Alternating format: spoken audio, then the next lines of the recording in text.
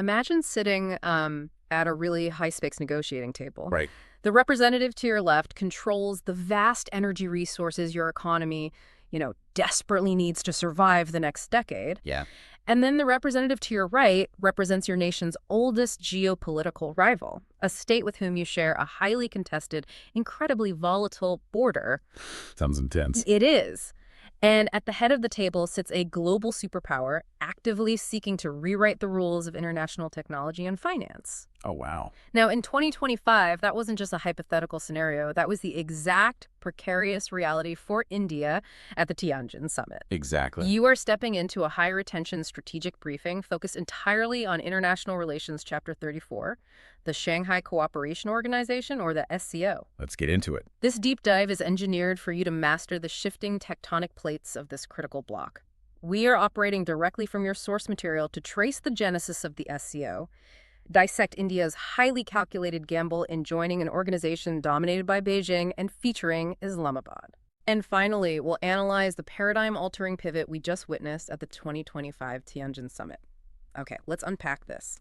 Because to understand what the SCO is evolving into today, we really first have to excavate the bedrock of why it was built. Yeah, and that requires transporting ourselves back to the fractured landscape of 1996, because the entire architecture of the SCO traces back to a very specific, monumental trigger event. The end of the Cold War. Exactly. The end of the Cold War. Yeah. You have to really visualize the geography here. You had the newly dissolved Soviet Union and a rapidly modernizing China sharing this massive, incredibly tense border. Right. For decades, both sides had maintained massive, economically draining troop deployments stationed right along those fault lines. Yeah. We were talking about hundreds of thousands of soldiers, armor, artillery, just locked in a perpetual staring contest. Just a massive drain on resources. Oh, completely unsustainable. The immediate existential necessity for both Beijing and Moscow was to scale back those troop deployments. The economic cost of maintaining that military posture was simply, unsustainable in the post-Cold War reality. Right, so this specific pressure cooker led to the creation of what was initially called the Shanghai Five in 1996. Yes. So the root cause was intensely geographic and military. I mean, it wasn't about grand global governance yet. It was literally about the immediate necessity of standing down the armies. Yeah, exactly. 1996, the Shanghai Five, dealing entirely with border control and troop reductions. But the initial mandate also included addressing the creeping threat of terrorism across those vast, poorly monitored borders. Right, spies, because they recognized that pulling back formal armies could leave vacuums that non-state actors might exploit. But the critical evolution, the date that forms the absolute cornerstone of this entire timeline, is June 15th, 2001. June 15, 2001. Yeah, that is when the Shanghai Five underwent a massive geographical and institutional transformation. They were meeting in Shanghai, China, and they made the strategic decision to admit Uzbekistan. Let's stop and look at the map for a second, because I really want to make sure we understand the why here. Uzbekistan wasn't just some clerical addition to a roster. No, not at all. Uzbekistan sits right in the heart of Central Asia. So by bringing them into the fold on June 15, 2001, the grouping fundamentally changed its geographic scope. We did. It was no longer just about managing a shared Sino-Russian border. It was about anchoring the entirety of Central Asia. And with that admission, the grouping officially changed its name to the Shanghai Cooperation Organization, the SCO. Right. And let's establish the full board of stakeholders right now for you listening. We are looking at a roster of 10 full member states. 10 full members. Yeah. You have China, Russia, Kyrgyzstan, Kazakhstan, Tajikistan, Uzbekistan, India, Pakistan, Iran, and Belarus. Okay. China, Russia, the Central Asian states, India, Pakistan, Iran, Belarus. Exactly. And alongside those 10 full members, it is so crucial to note the two observers, Mongolia and Afghanistan. Okay, Mongolia and Afghanistan are observers. Right, because when you look at that list of stakeholders, you aren't just looking at a regional club. You are looking at a massive, contiguous swath of the Eurasian landmass. I mean, you're looking at global energy producers, nuclear-armed states, and critical transit corridors. Absolutely. And as this membership expanded, the core objectives naturally had to evolve with it. They moved far beyond simple border management. Right. The focus expanded into a comprehensive architecture for regional security, deep economic and humanitarian cooperation, and specifically, cooperation in fuel, energy, and transport infrastructure. And I think this is a critical administrative priority for you to lock in for your exams, the absolute priority task. As explicitly defined by the organization from its formal 2001 inception, is the fight against terrorism. Yes. Which brings us to the underlying strategic motivations. If we are analyzing this through a purely strategic lens, what was the deeper logic for Russia and China?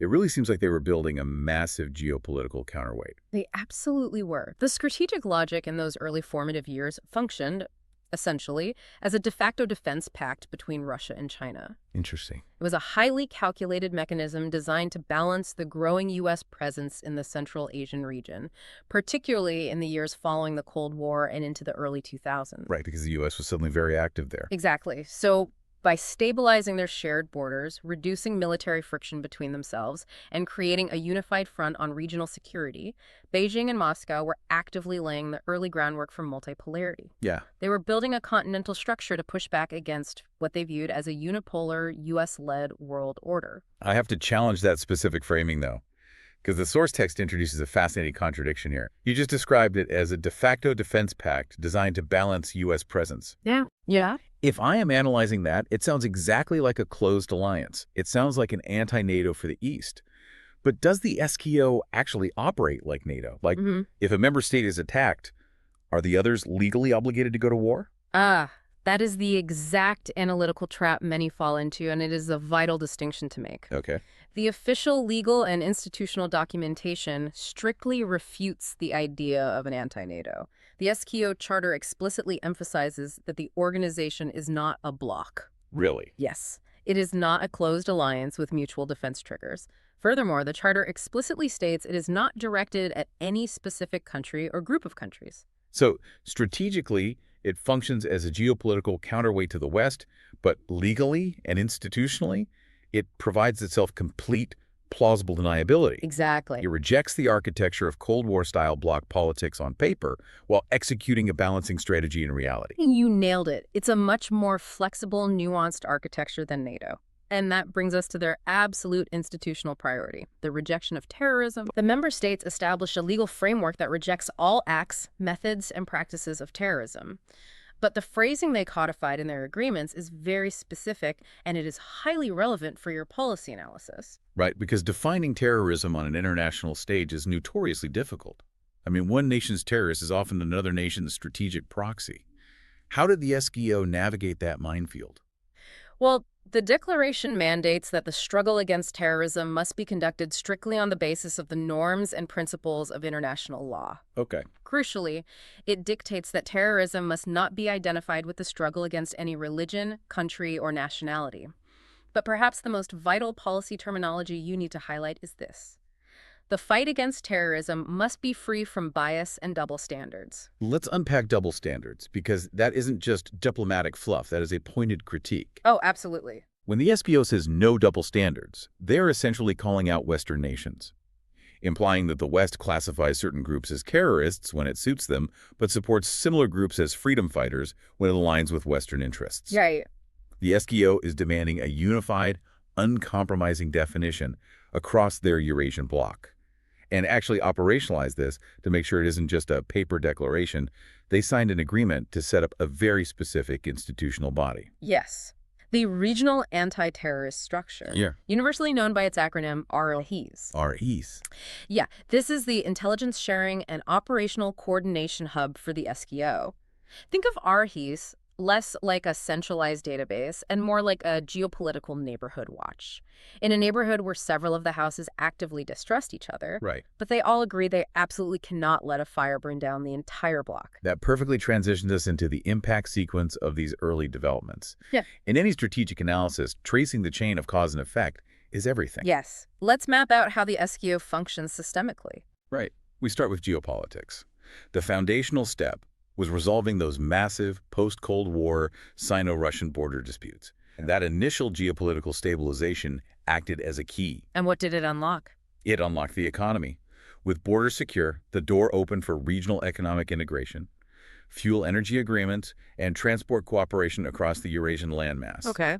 But that economic integration, building roads and pipelines, inherently required security. Hence, the elevation of counterterrorism to the absolute priority and the creation of R8s to protect those economic arteries. Makes perfect sense. And finally, that security apparatus loops back to a massive domestic impact.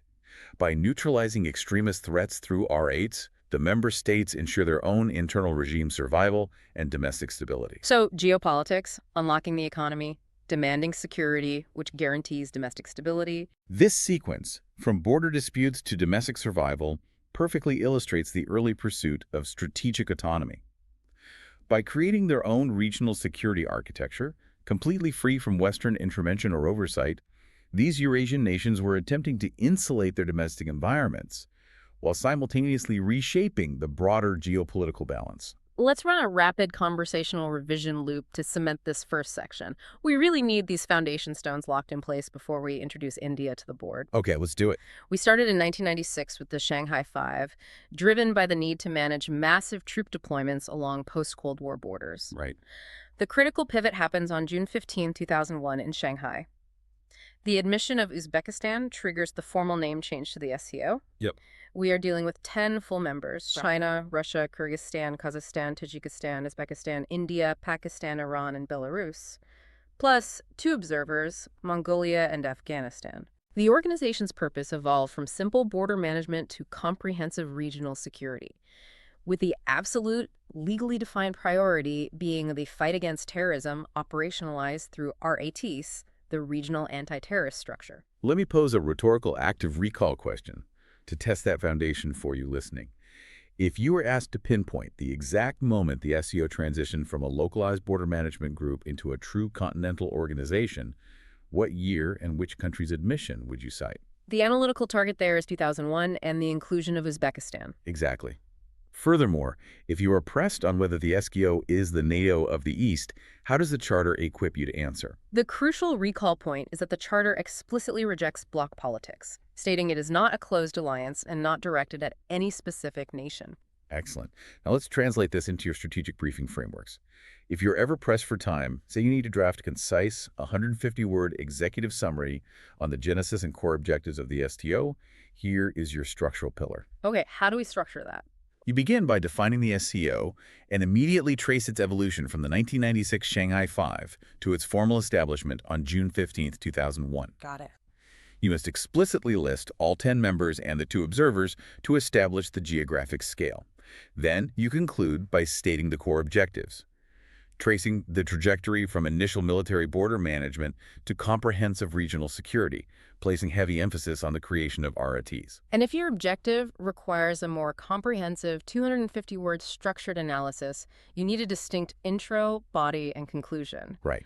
For your intro, establish the root cause, the end of the Cold War necessitating massive Sino-Russian troop reductions. Exactly. For your body, use distinct thematic pillars. Pillar 1, Evolution, detailing the geographic expansion from the Shanghai Five to the SCO in 2001. Pillar 2, Objectives, listing security, the establishment of RATs, and the push for economic cooperation. And Pillar 3. Pillar 3, Strategic Significance. This is where you analyze the dual reality. The SCO acting functionally to balance U.S. presence as a de facto defense pact, while legally and explicitly rejecting bloc politics. That's the tension right there. Yes. Your conclusion must synthesize this tension. Assert that the SCO represents an evolving regional security architecture that explicitly rejects closed alliances while actively pursuing common security and strategic autonomy. As you construct these analyses, the vital keywords you must embed and underline include Shanghai 5, 15 June 2001, RATS, double standards, balancing U.S. presence and common security. Right. Your administrative and policy terminology must demonstrate an understanding of the regional anti-terrorist structure, the principle of non-interference, and the rejection of bloc politics. Having established the architectural foundation of what the SCO is, we now face one of the most fascinating strategic paradoxes in modern geopolitics. Well, this is the best part. India is a full member state. Why would New Delhi deliberately inject itself into an organization that was fundamentally built by and is largely dominated by Beijing, especially when that same organization also grants full membership to Islamabad? This is where the geopolitics become incredibly tangible. To understand India's strategic calculus, you have to stop looking at policy papers and start looking at a physical map. Yeah, visual aids help here. If you were sitting in New Delhi and you look north toward the massive energy reserves of Central Asia or toward the trade routes of Russia and Europe, you are staring at a massive physical geographical wall. And that wall is Pakistan. That wall is Pakistan. Pakistan physically blocks India's direct overland access to the Eurasian heartland. India's grand strategy, its pursuit of deep Eurasian integration, required a mechanism to essentially tunnel through or bypass those geographical barriers. Wow. The SCO provides that exact mechanism. It provides the sheer volume of geographical access that India simply cannot achieve bilaterally. That geographical reality is the primary driver. The strategic motivation for India is access, both economic and geopolitical. By achieving full membership in the SCO, India integrates itself into massive trans-Asian infrastructure linkages and energy delivery systems. This membership legally and institutionally opens up vital energy and trade transit routes that pass between Russia and China, straight through Central Asia. Which is huge. Because prior to SCO integration, those routes were entirely closed off, severely limiting Indian commerce and strategic reach. And it extends beyond just the Central Asian republics. India is highly calculated in leveraging its full membership to maintain its strategic footprint in Afghanistan. Oh, right, the panel on Afghanistan. Yes. Full membership grants New Delhi a seat at the table of the specific SCO panel on Afghanistan, along with integration into broader counterterrorism structures. When you are geographically isolated from a theater, institutional access becomes your primary instrument of influence. The economic implications of bypassing that geographic wall are just staggering. Operating within the SCO framework serves as a crucial diplomatic platform for India to negotiate and legitimize trade through key alternative routes. Like the ports. Exactly. Specifically, utilizing key Iranian ports like Chabahar and Bandar Abbas. The strategic blueprint here is to link these Iranian ports to the north-south transport corridor, commonly referred to as the INSTC. Right, the INSTC. The INSTC is a multimodal network of ship, rail, and road routes designed to link India, moving goods by sea to Iran, and then straight up through Central Asia to Russia. It effectively renders the Pakistani overland blockade strategically irrelevant. That is brilliant. Furthermore, being inside the SCO makes India's broader trade initiatives with the Eurasian Economic Union significantly more viable and fruitful. But the absolute core of India's continental strategy revolves around one thing: energy security. India is a rapidly growing colossus that requires massive, uninterrupted flows of energy. And they need it constantly. Right. The products designed to deliver that energy from Central Asia are engineering marvels, but they are fraught with extreme, almost prohibitive security risks. I am talking specifically about the TAPI gas pipeline. That stands for Turkmenistan, Afghanistan, Pakistan, India, and the potential future IPI pipeline. Iran, Pakistan, India. Think about the geography those pipelines must traverse. Just incredibly volatile. They are essentially static hostages to regional volatility. How on earth does India secure a pipeline running through Afghan and Pakistani territory? This is where the SCO steps in. Exactly. The SCO has the potential to act as a vital geopolitical guarantor for these massive energy arteries. That concept of a security guarantor is a vital piece of policy terminology. If India and Pakistan are both operating under the binding charter of the SCO, a charter that places its absolute highest priority on regional security and combating terrorism, the institutional weight of the SCO can, theoretically, secure pipelines that transit through otherwise hostile territories. That's the theory. The logic is that an attack on the pipeline becomes an affront to the entire SCO framework, dragging Beijing and Moscow into the dispute. Which nobody wants. Right. This also leads to a secondary security implication: the diversification of relations.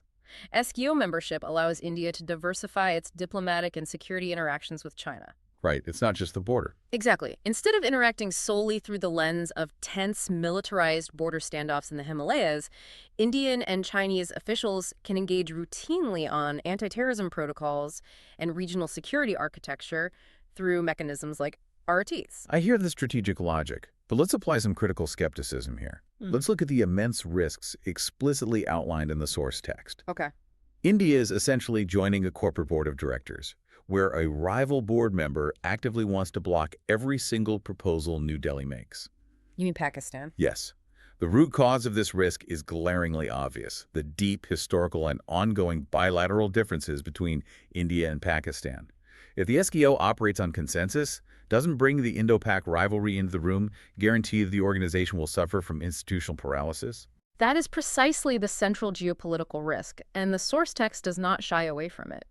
The SCO could very easily devolve into yet another multilateral forum, similar to SARC, where bilateral friction between New Delhi and Islamabad completely hinders the smooth functioning of the organization. Right.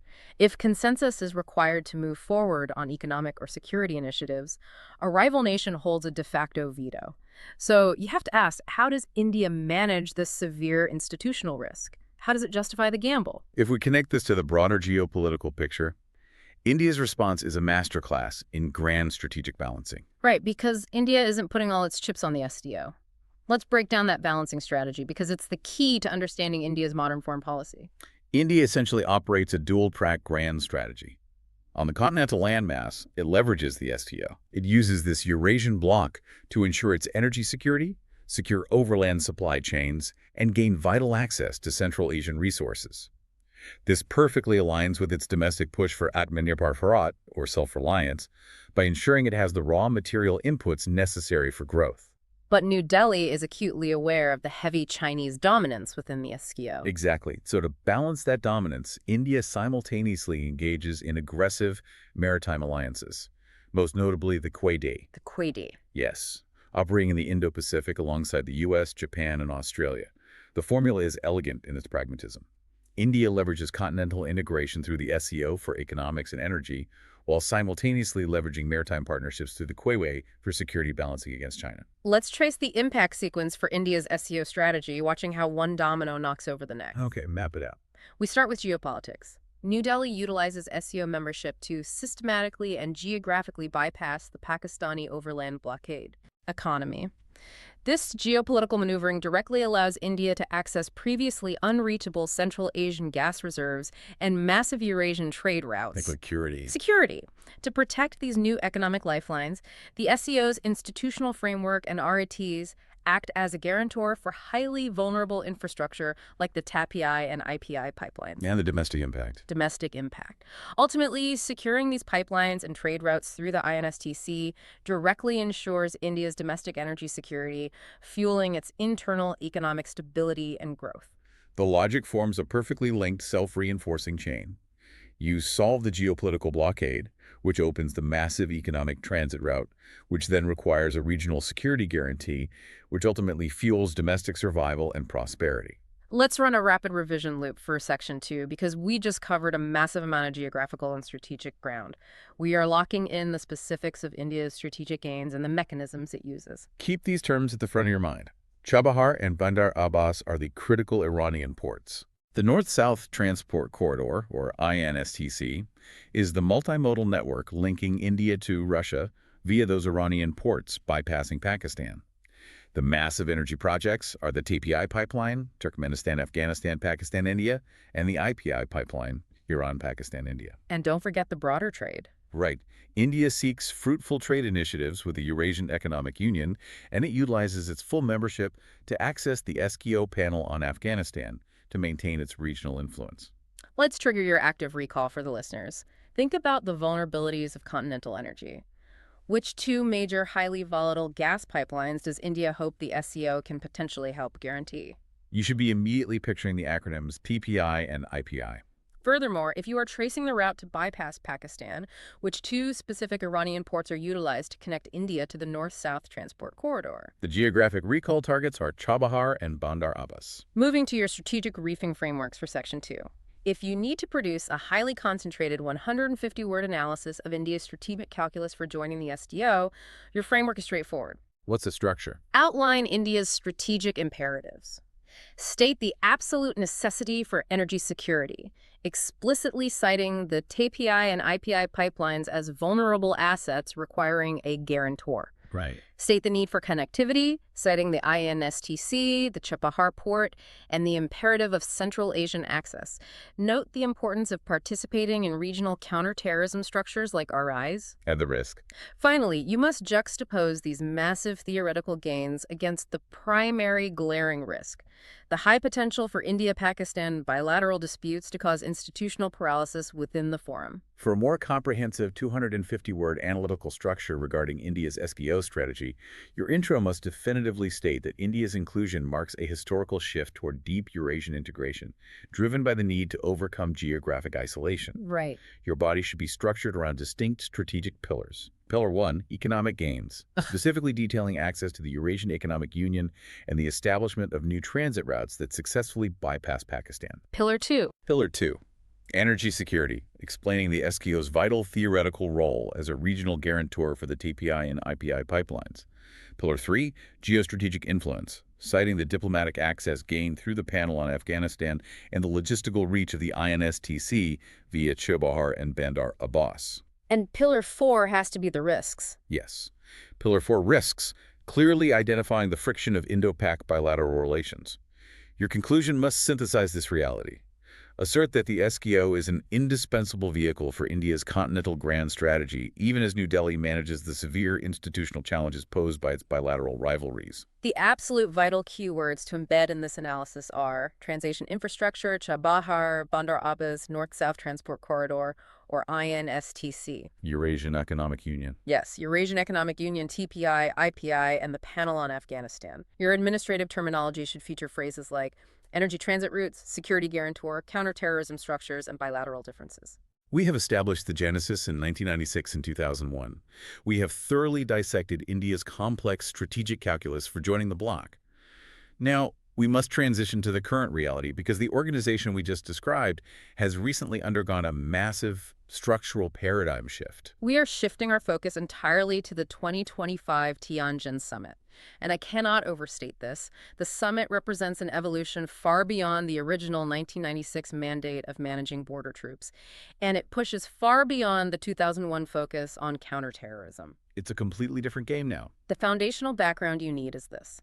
The 25th SCO Summit was held in Tianjin, China from August 34 to September 1st, 2025. It was held directly under Chinese chairmanship, and it brought together all 10 full member states, along with the observer nations and dialogue partners. The trigger event here is not a single geopolitical crisis like the end of the Cold War, but rather a highly engineered strategic pivot orchestrated during this specific summit. A pivot to what?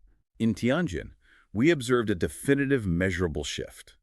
The SCO moved away from its primary identity as a security and counterterrorism bloc and pivoted aggressively toward deep economic integration, advanced technology cooperation, and highly targeted, assertive, global governance messaging. Let's analyze the institutional and legal dimensions of this massive pivot, starting with the concrete outcomes. The most critical document produced during those 2 days was the Tianjin Declaration. Right, the Tianjin Declaration. This was a major, sweeping political declaration that, on the surface, reaffirmed foundational SCO principles, sovereignty, non-interference, and the pursuit of multipolarity. But the language they use regarding global governance is what you need to laser focus on. Oh, absolutely. The declaration explicitly emphasized resisting hegemonism and power politics while demanding a significantly greater voice for the global South in international affairs. We need to translate that diplomatic language. The term hegemonism is precise policy terminology. It is not an abstract concept. It is a clear institutional critique of Western, and specifically United States, dominance in international affairs. Right. When the SCO issues a declaration against hegemonism, they are drawing a line in the sand. Alongside this sweeping political declaration, they approved concrete, long-term institutional frameworks. They approved a comprehensive development strategy until 2035, laying out a decade-long roadmap for economic cooperation. And the 2026-2030 program. Yes. They also adopted a specific cooperation program, 2026-2030. And notably, to ensure continuity with their founding principles, this 2026-2030 program maintained a strict focus on countering extremist ideologies across the region. We also saw significant structural reforms to the organization itself at Tianjin. The SCO actively streamlined its sprawling architecture. They took the separate categories of observer state and dialogue partner and merged them into a single, unified category simply called SCO partners. That simplifies things. Under this newly streamlined structure, Laos was officially granted partner status, expanding the bloc's diplomatic reach deeper into Southeast Asia.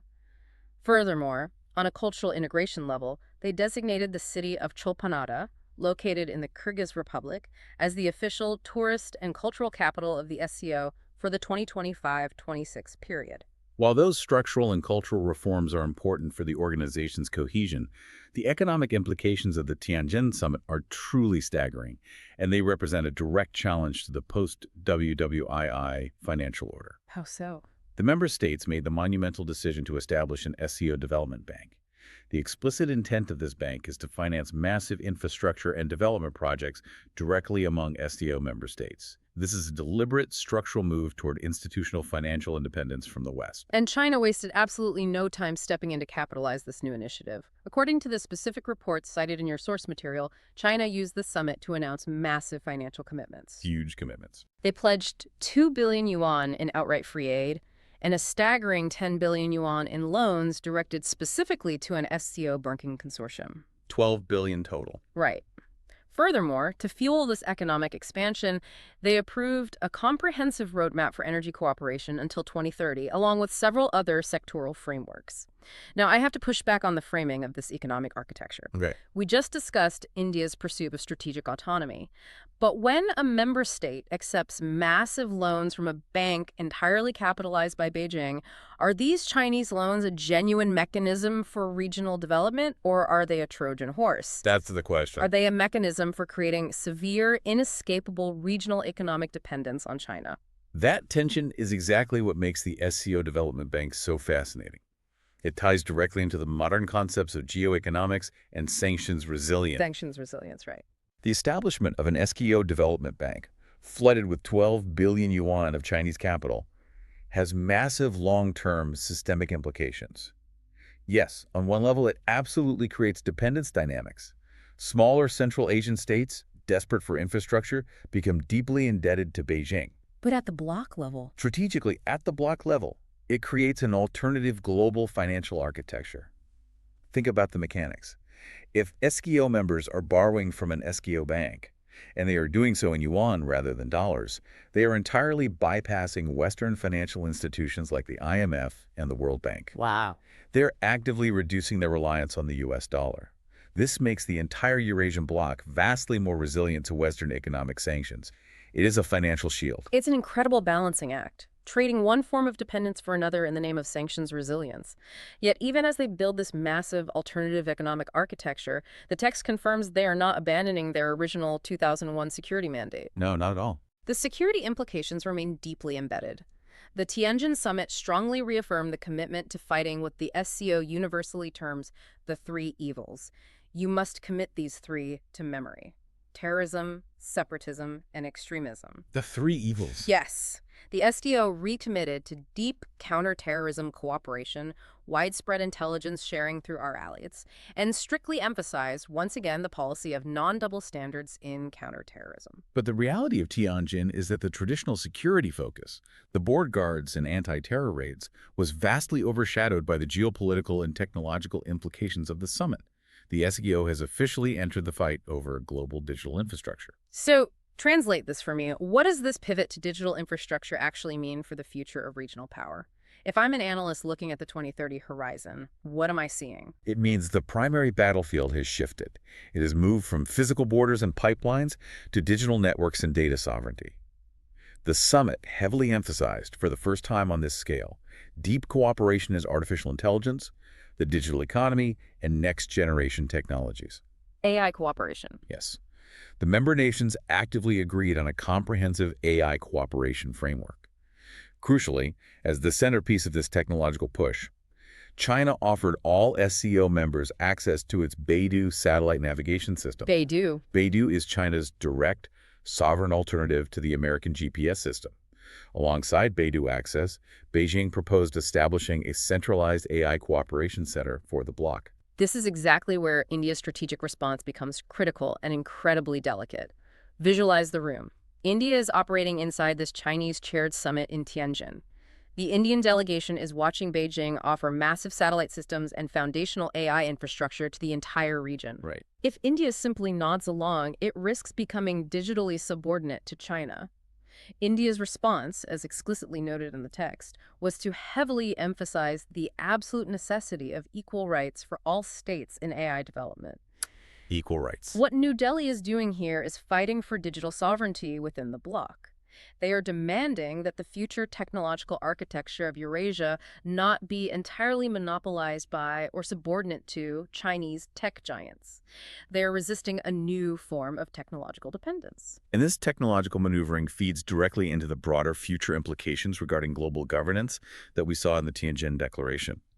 Throughout the summit, leaders repeatedly emphasized the need for structural reform in legacy global governance institutions. Like the UN. Yes, they specifically targeted the United Nations, the International Monetary Fund, and the World Bank. They are aggressively pushing for a multipolar world order, one characterized by significantly less dominance from any single Western power. The source text is unambiguous about the historical significance of this rhetoric. The unified commitment to a multipolar order signals a direct challenge, whether currently symbolic or ultimately real, to Western economic and financial dominance. This is a huge shift. The SCO has evolved into a massive platform where India, China, and Russia can cooperate on continental issues, but more importantly, where they can subtly and sometimes overtly position themselves as a unified, alternative geopolitical bloc vis-a-vis the West. Let's trace the impact sequence of this 2025 Tianjin paradigm shift. Geopolitics. The bloc unites under the political banner of the Tianjin Declaration to explicitly resist Western hegemonism and demand multipolarity. Economy. To operationalize this geopolitical resistance, they established the SCO Development Bank, backed by 12 billion yuan in Chinese funding, bypassing the IMF. Security. Moving beyond physical borders, they integrate AI frameworks and Beidou satellite access to secure their collective technological independence from Western GPS and tech systems. And the domestic impact. This massive economic and digital architecture ultimately allows member states to control their own digital infrastructure and financial data, deeply insulating their domestic economies and populations from Western technological influence or the devastating impact of U.S. dollar sanctions. It's time for the rapid revision loop for Section 3. We are locking in the specifics of the 2025 paradigm shift. The 25th summit was held in Tianjin, China. Tianjin 2025. The critical document is the Tianjin Declaration, which heavily emphasized multipolarity and anti-hegemonism. They approved the development strategy until 2035 and the cooperation program 2026-2030. Right. They engineered a massive financial pivot by creating the SCO Development Bank, backed by a total of 12 billion yuan in aid and loans from China. On the tech front, they agreed on AI frameworks, and China offered access to the Beidou satellite system, which India countered by demanding equal rights in tech development. And the three evils. Right. They reaffirmed the three evils of terrorism, separatism, and extremism. Structurally, Laos became a unified partner, and Chalpan-Ata became the cultural capital. Active recall time. Let's test your retention of the summit's key features. First, which country chaired the 25th SCO Summit in 2025, setting this entire digital and economic agenda? You should immediately recall China, in the city of Tianjin. Second, when the SCO discusses security, what are the specific three evils they explicitly aim to combat? The terms are terrorism, separatism, and extremism. Third, what specific strategic technology system did China offer the bloc access to, directly challenging American dominance? The answer is the Beidou satellite system. Let's build your final strategic briefing frameworks for Section 3. If you are required to produce a 150-word analysis of the 2025 Tianjin Summit, your framework must clearly articulate the shift from a pure security focus to a multifaceted economic and technological bloc. Got it. You must highlight the Tianjin Declaration's explicit stance against hegemonism. Note the creation of the SCO Development Bank as a tool for financial independence. And the tech side. Detail the new tech and AI frameworks, specifically contrasting China's offer of Beidou access with India's defensive demand for equal rights. Conclude your analysis by mentioning the unified push for UN and IMF reforms designed to establish true institutional multipolarity. If your task is a 250-word structural analysis of the Tianjin Summit's significance, begin your intro by stating clearly that the 2025 summit marks the SCO's definitive evolution into an economic, technological, and global governance challenger to the Western-led order. Structure your body around these thematic shifts. Pillar 1, economic mechanisms. Detailing the establishment of the SCO Development Bank, the massive injection of 12 billion yuan in Chinese aid and loans, and the adoption of the Energy Roadmap 2030.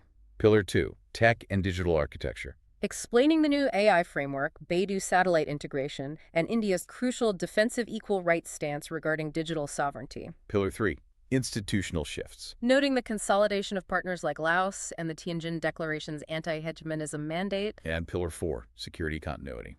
Noting the reaffirmation of the fight against the three evils. Your conclusion should confidently assert that the SCO now serves as the primary global platform for non-Western multipolarity, actively shaping 21st century digital and financial architecture. The absolute vital keywords to underline and emphasize in this section's analysis are Tianjin Declaration, Hegemonism, SCO Development Bank, Cooperation Program 2026-2030. Beidou satellite. Yes, Beidou satellite, equal rights in AI, the three evils, and multipolarity.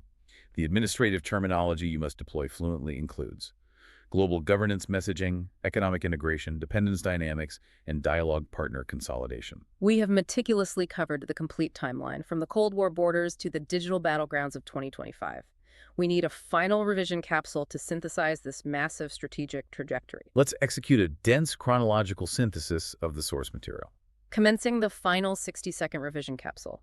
In 1996, the end of the Cold War necessitates scaling back massive Sino-Russian troop deployments, creating the Shanghai Five to manage localized border disputes. Then 2001. On June 15, 2001, the admission of Uzbekistan expands the geographic scope and formalizes the Shanghai Cooperation Organization, shifting the primary priority to regional anti-terrorism via the Regional Anti-Terrorist Structure, or RATES. India's entry. India eventually enters this highly complex geopolitical arena specifically to secure Central Asian connectivity, targeting the vulnerable TPI and IPI pipelines and the INSTC trade route via Iranian ports, accepting the severe risk of institutional paralysis caused by friction with Pakistan. And finally, Tianjin. Finally, the August 2025 Tianjin Summit engineered a massive paradigm-altering pivot. Chaired by China, the SCO shifted from physical border security to a pursuit of digital and economic hegemony.